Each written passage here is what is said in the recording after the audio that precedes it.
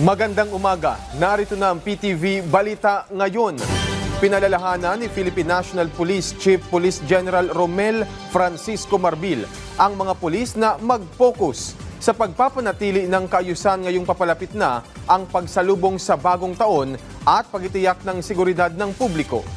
Hinikayat niya rin ang pulisya na maging vigilant o maging mapagmatyag at proactive, partikular sa mga panganib na may kaugnayan sa pagdiriwang ng New Year tulad ng mga paputok, fire hazards at mga aksidente.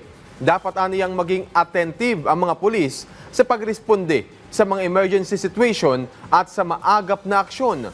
Sabi ng PNP Chief, dapat ang mga police mobile units ay may fire safety devices at first aid kits para sa mabilisang pagresponde. Kasabay naman ito ang paghimok din ni Marbil sa publiko na maging mapagmatyag at agad na i-report sa pulisya ang mga makikita nilang kahinahinalang aktibidad. Magbibigay ang Department of Social Welfare and Development o DSWD ng pansamantalang tirahan sa 13 Pilipina na naging surrogate mother sa Cambodia.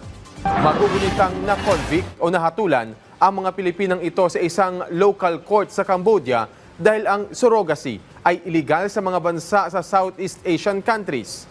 Inatasan ni DSWD Secretary Rex Gatchalian ang kanilang field office na magbigay ng kinakailangang tulong sa mga nanay na ito at mga sanggol sa ilalim ng kanilang recovery and reintegration program for trafficked persons. Dumating kahapon sa Ninoy Aquino International Airport ang mga nasabing Pinay. Habang nasa temporary shelters ang mga Pinay mother, tutulong din ng DSWD para makausap nila ang pamilya ng mga ito at matulungan din.